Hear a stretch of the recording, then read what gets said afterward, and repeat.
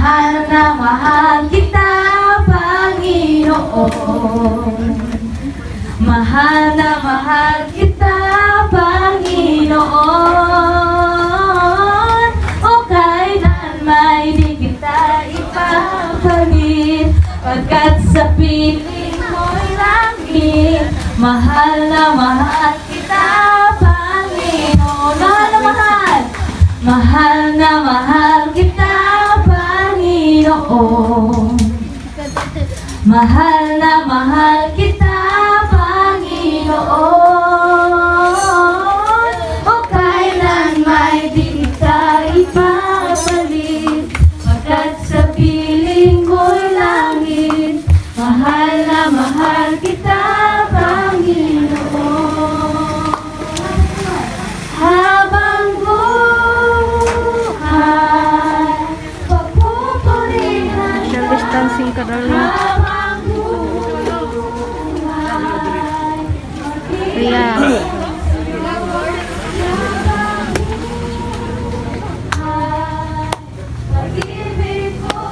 Pamay ka na siya. Smile. kita, Panginoon. Amen. Mahal na mahal kita, Panginoon.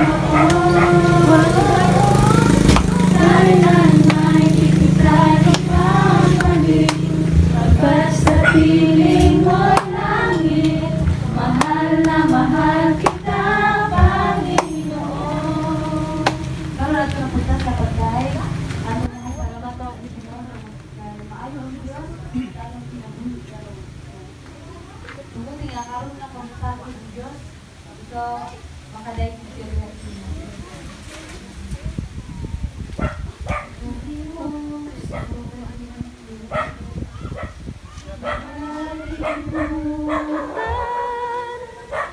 Basta kung katuyuan, inigsulong ko sa kalangitan, nabulan ko, kabitulan, imong ipalimutan.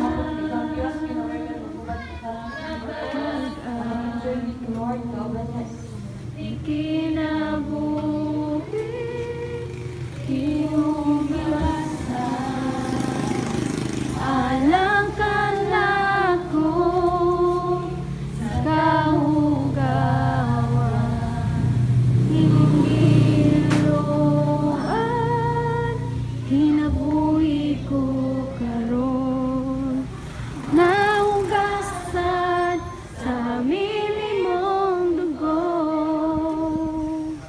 Walay sama kanimo kagamanan, walay alang makatupong sa kumamon.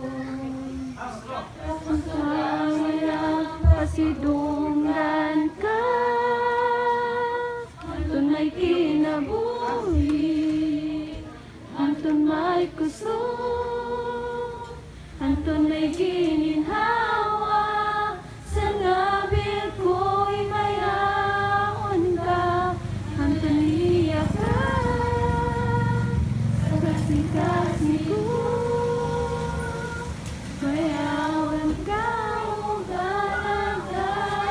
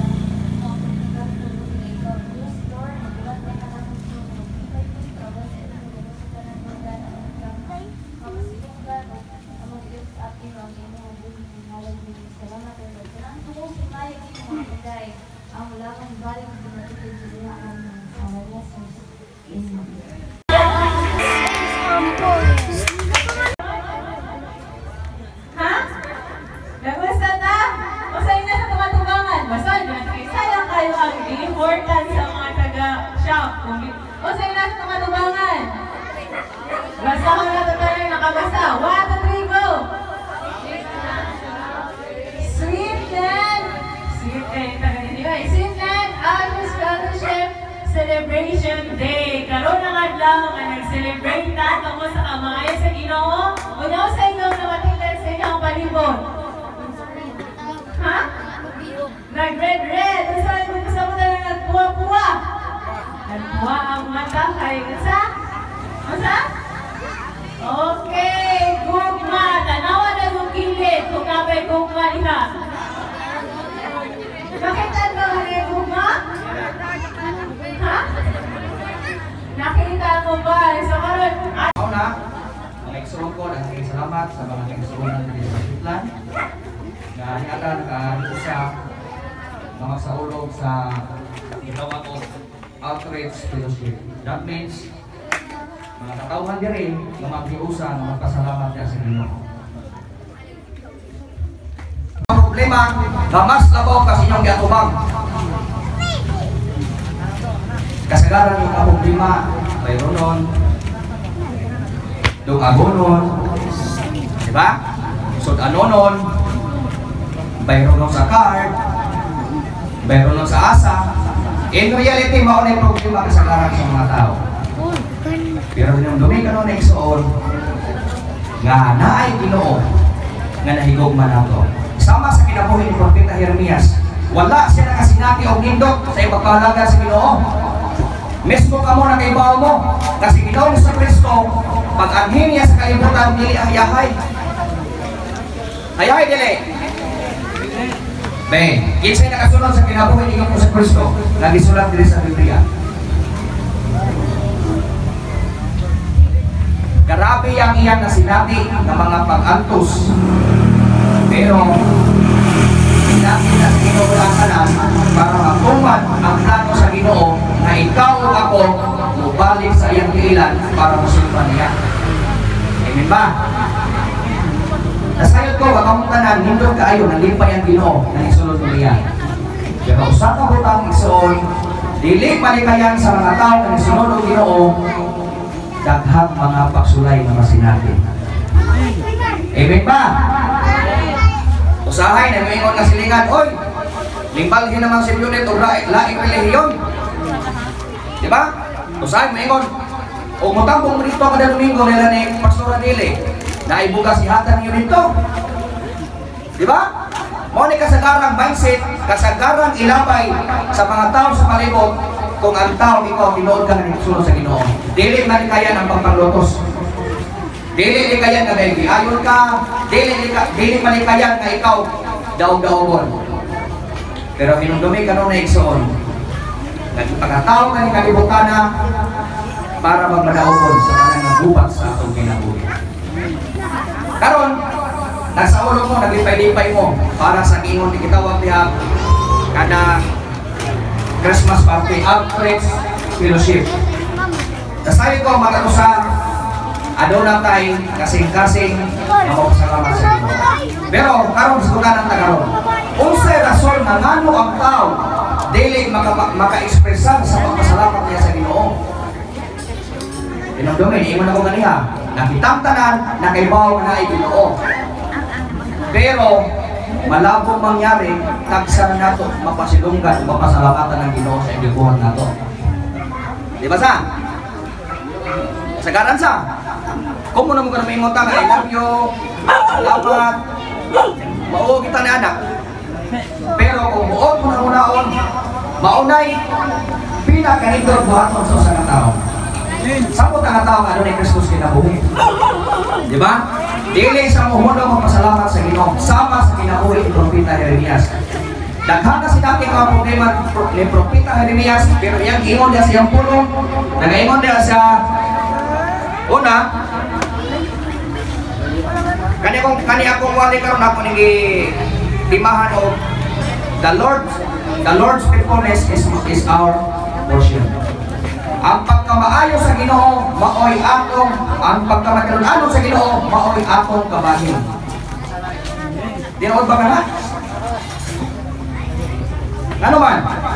Kaya bis naman kinaunsa pa kasi imong kinabuhi, wala ka nabuhi sa imong kawali o pagpaningkamot. nabuhay ka kay laing Ginoo nga nahigugma nimo.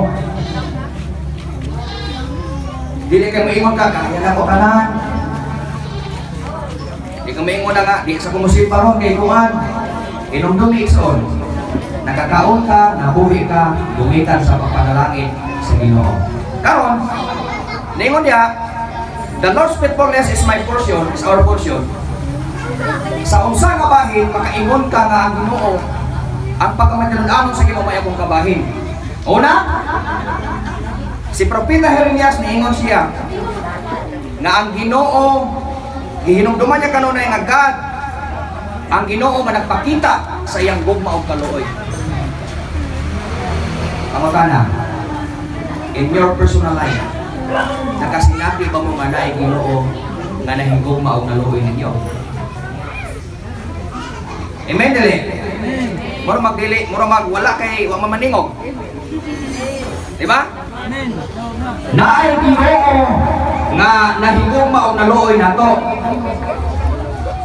Sama isang ingon ni Propeta Jeremias, sa dihang aduna siya mga pagsulay sa kinabuhi sa iyang pangalagan sa Ginoo.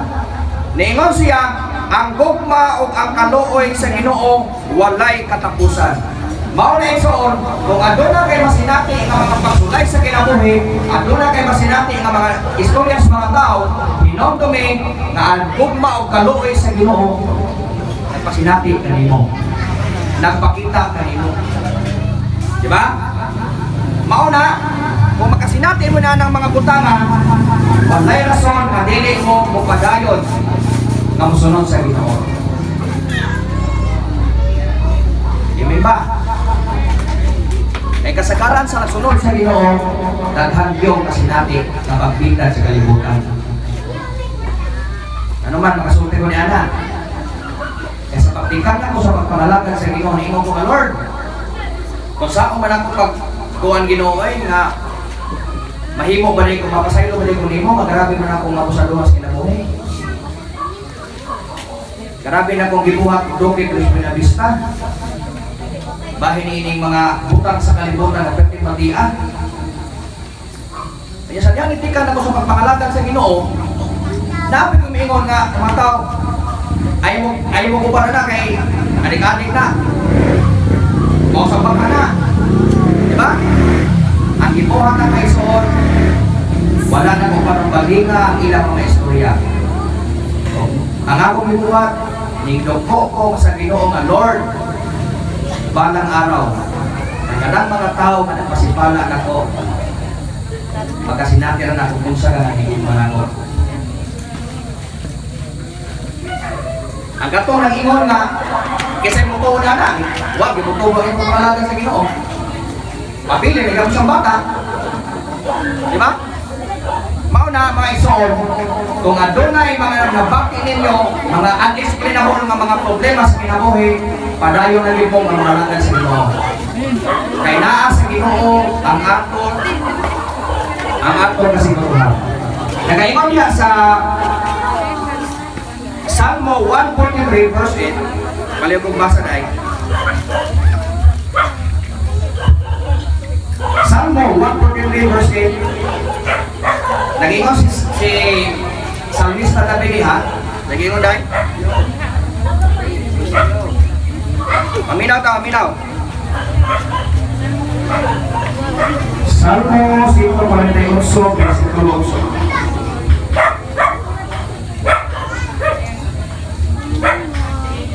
Verse 8.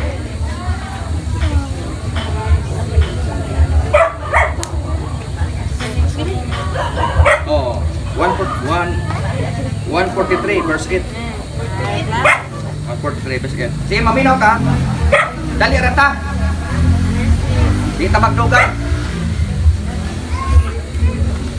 Salmo 143 verse 8.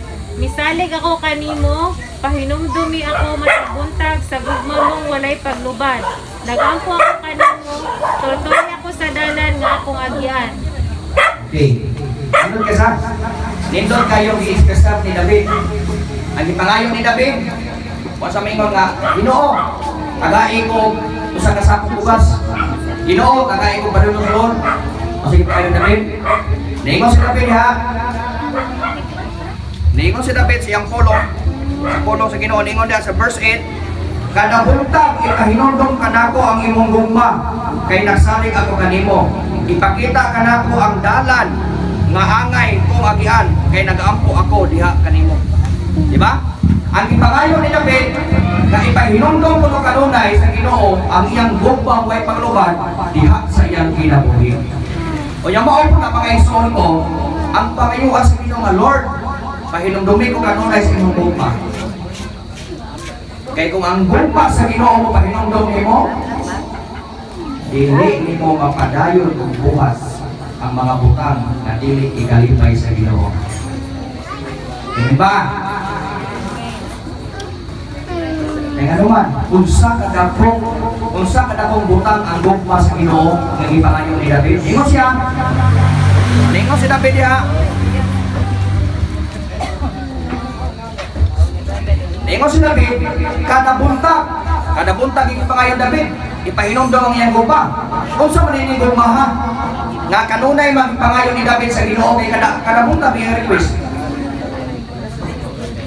Kada buntag sa.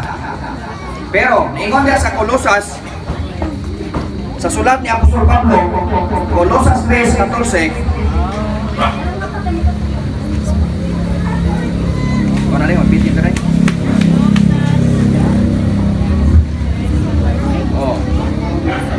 Kolosas 3:14.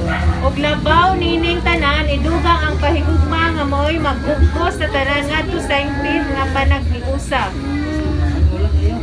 Okay, di ba?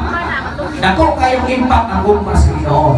Mismo si Apostol Pablo, nag-ingon siya, kung labaw sa tanan, maghinigurmaay ka mo. Dili magilibakay. Di ba? Maghinigurmaay ka mo. That means, bililhon ang gugma sa Ginoo. Kaya ang gugma sa Ginoo, ano bukos sa inyong pagkamapakyason. Sa akong pagkamapakyason. Mauna nga si David,